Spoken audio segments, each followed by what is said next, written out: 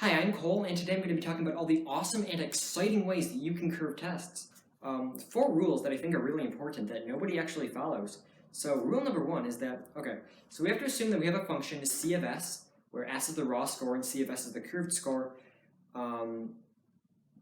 So if we take this function, C of 0 should be 0.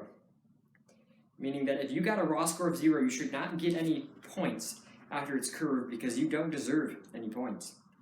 Alright, so the curve teachers do, they give everyone the same amount of points based on the highest score. If the highest score is a 97, they give everyone 3 points to bring that up to 100. That means that if you had a 0, it'll bring your score up to a 3, which I think is unfair. Another curve the teachers do is they give everyone a certain percentage of their points back. Say they give students 50% of their points back, that will bring somebody who got a 0 up to a 50. Also very unfair. So yeah, rule number 2, C of 100 equals 100.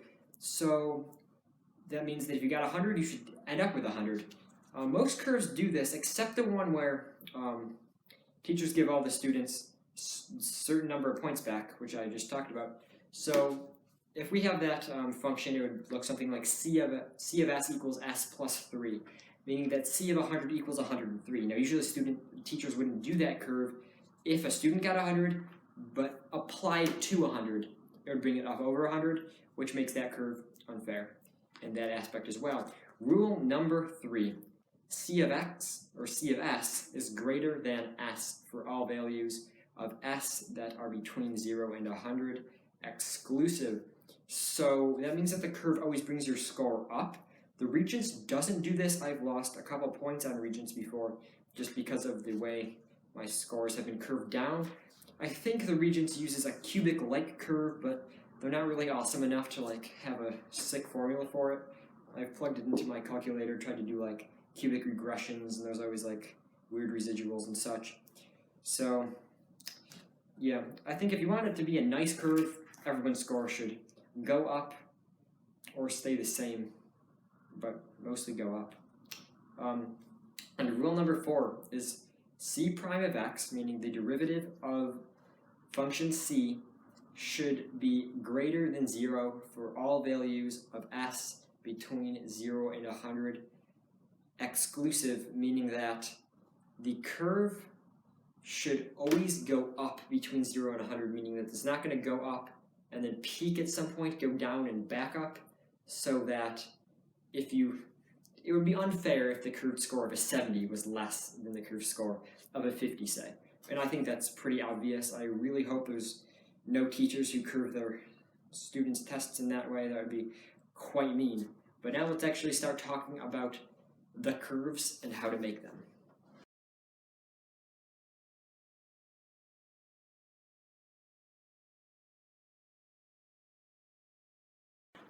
Alright, so now for the exciting part. So I'm actually going to talk about how to come up with curves and really generalized formulas for test curves. Alright, so a decent amount of people know about fairly basic curves that follow all my requirements of curves, like C of S equals 100 or 10 radical S, right?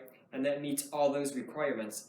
And we can generalize that so that we have more leverage in adjusting the curve to say C of S equals 100 to the R times S to the 1 minus R.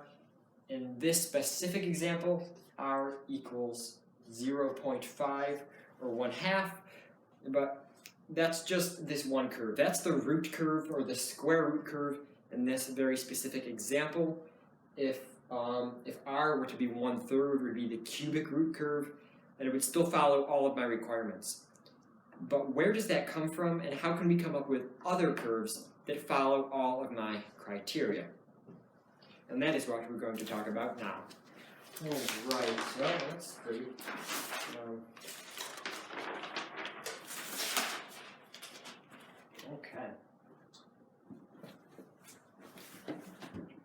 Okay, so the next thing I like to do, or the first thing I like to do when I'm coming up with a curve, is come up with a basic function that it's based on. So say, for example, that we're basing the curve on logarithm.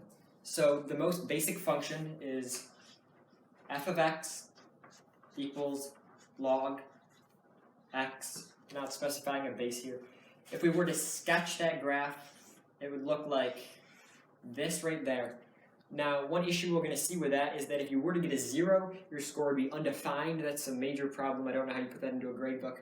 Also, if you were to get somewhere between a 0 and a 1, you get a negative score. So what happens is we kind of have this like asymptotal vortex of doom right here.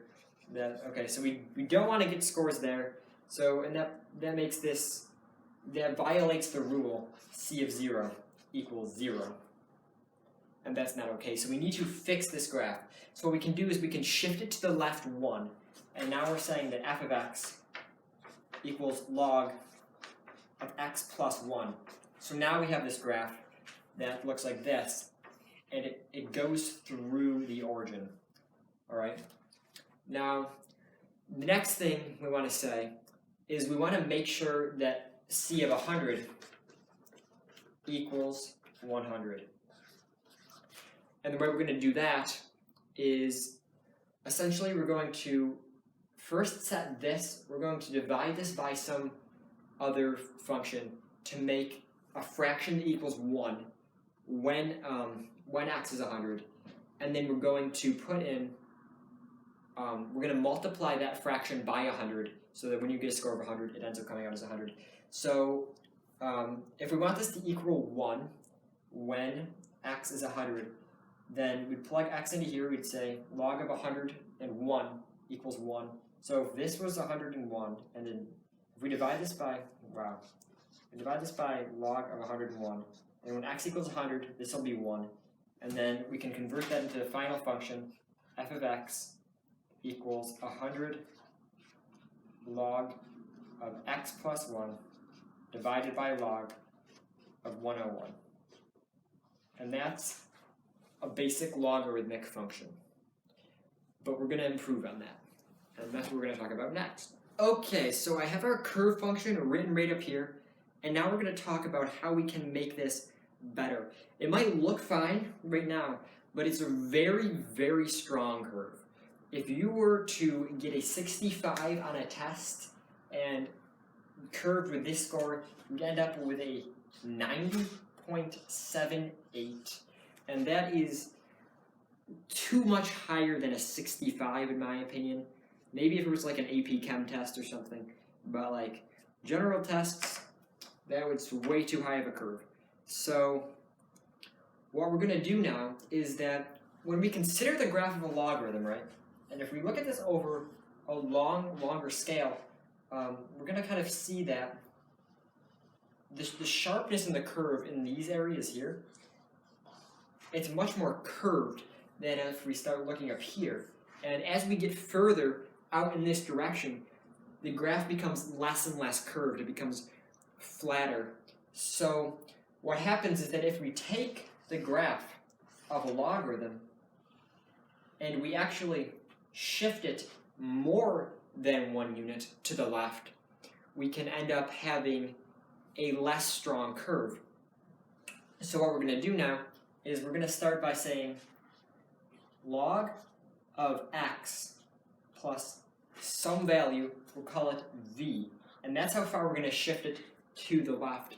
But now what's going to happen is that there's going to be a y-intercept that is no longer 0, which again breaks our first rule, which is that c of 0 equals 0. And so now we need to amend this to refit that rule. So what we're going to do is now that, okay, let me try to draw a picture of that up here. Okay, so we have this logarithmic curve that looks like this. So now, if x were 0 at this point, then that's just going to be log of v. If you had a score of 0, this function is going to evaluate to log of v. So that means that the value, the y-intercept here, is 0 log v. It's probably too small for you to read from there. But in order to shift that down, we need to subtract log v from this function to bring the y-intercept back down to 0. So log of x plus v minus log of v. and now we're following this rule again. But now, as I talked about just earlier, is that in order to make this follow the second rule that c of 100 equals 100, we need to plug 100 into this function and create a fraction that equals 1. So it's going to be log of 100 plus v minus log v, and then we'll multiply this out by 100. And now we have this function that is, it's a lot more manageable, and we have a lot more control over the function, and we can kind of bend it according to the way the test results came out. So if we have a v value of about 20, then they'll bring a 65 up to an 80.75. It'll bring a 90 up to a 95. So it's a much better curve. The higher the v value, the flatter the curve is going to be. If it was up at a 60, that would bring a 65 up to a 74, a 90 up to a 93. So you really have a lot more control over the function now that we've introduced another variable. But there's still one more variable you can add. Let's talk about that. Alright, so the attribute that we just talked about was, we talked about how we can adjust the horizontal shift of a function to change the flatness of a curve. We can also adjust the horizontal stretch of a function to adjust the flatness of a curve. So essentially, the function that we just talked about, we're talking about log of x, right? But we can just generalize this as f of x, and this is going to be the base function that the curve is based on. So now what we want to do is using the same idea, because before we had log of x plus v minus log of v divided by log of 100 plus v minus log v.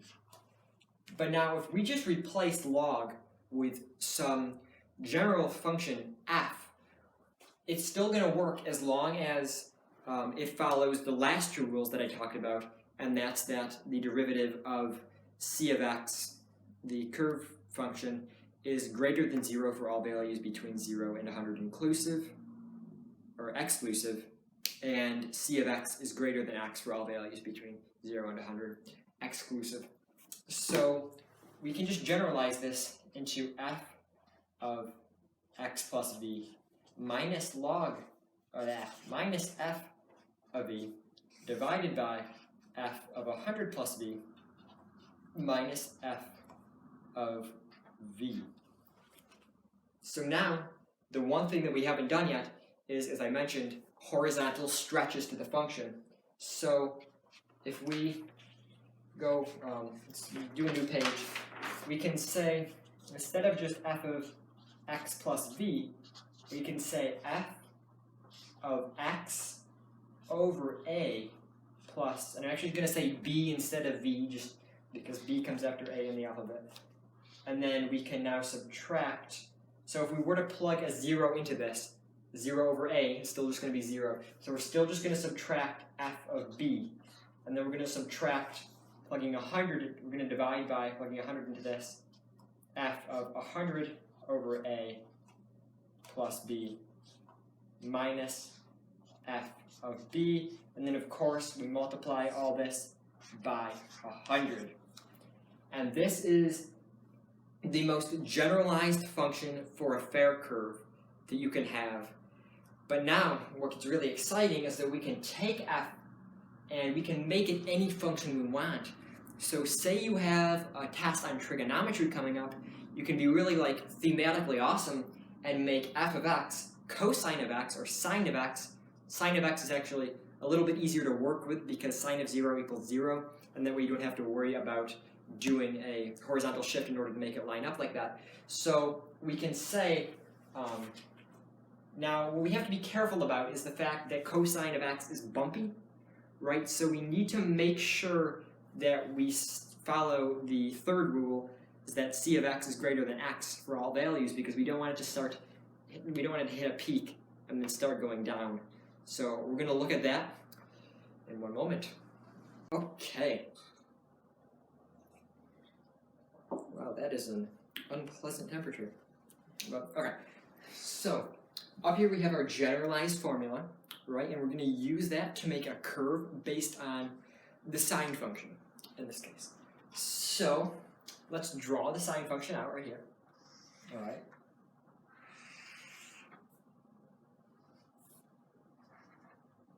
So it goes up, and once it gets to pi over 2, it peaks, and then it starts going down again.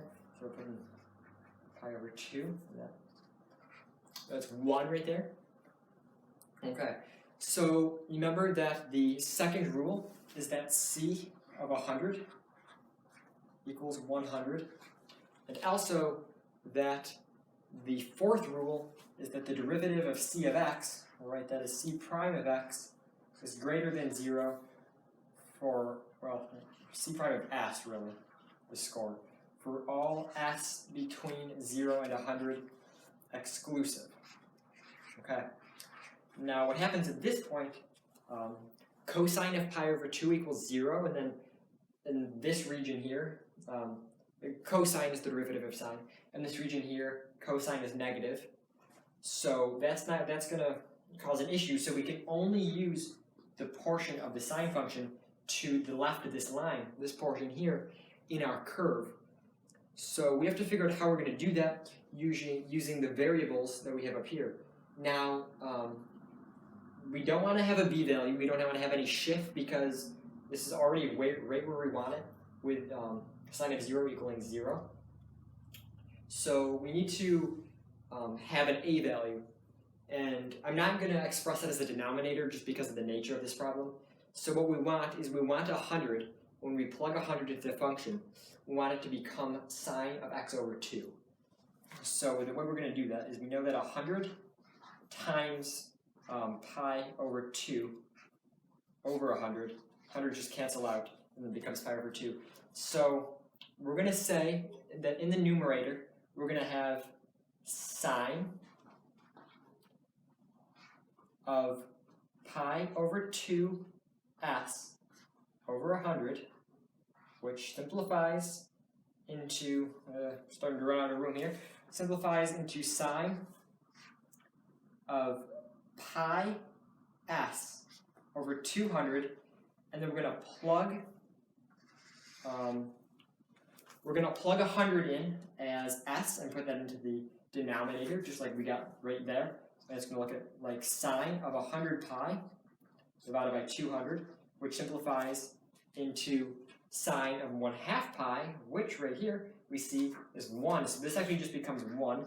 And then when we multiply this out by 100, it just becomes 100 sine of pi s over 200. And that is going to be a curve based on the sine function. How awesome is that? Now, what we also could do is, this doesn't necessarily, we could zoom into an even smaller fraction of this, right? So we could, say we just wanted to use this portion, then the curve would be less steep of a curve. So if you found that this curve was too steep, say we wanted to divide this by 400 instead, if we just wanted this portion. Or would that work?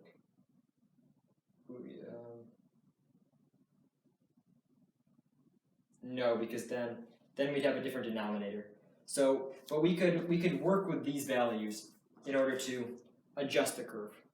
All right, so just to elaborate on what I was saying before a little bit more. So we have this function that I was talking about, c of s equals 100 sine of pi s over 200, but the curve is a little bit strong. C of 65 will bring you up to an 85.3, C of 92 and 98.8, which, unless it's a really hard test, are probably a little bit too high. So when we look at the sine function right here, it starts at 0, we reach this peak, and then we start going down again. Before we were using this whole region here, but what we can do, we could really take any fraction of this region, but say we want to take just half of this region, so only up to halfway until that peak, we can, so this function here is really, in actuality, 100 sine of pi s over 200 divided by sine of 100 pi over 200. and then this just simplifies, the denominator simplifies down to 1, which is why we can just use the numerator. But if we want to take just half of this, we actually have to divide it by twice as much. So we'll divide these by 400, and the denominator ends up being simplifiable to sine of 1/4 pi. But what happens is that when we use that function and we plug in our values, we get c of 65 equals 69.1, and c of 90 equals 91.8, which I think is a much better, more reasonable curve. But as I've explained, using the same methods, you can really adjust this any way you want. So if you're a teacher, I hope you use some of the stuff from this video to make more awesome curves for your students. Thanks for watching, and please like this video and subscribe if you haven't done so already.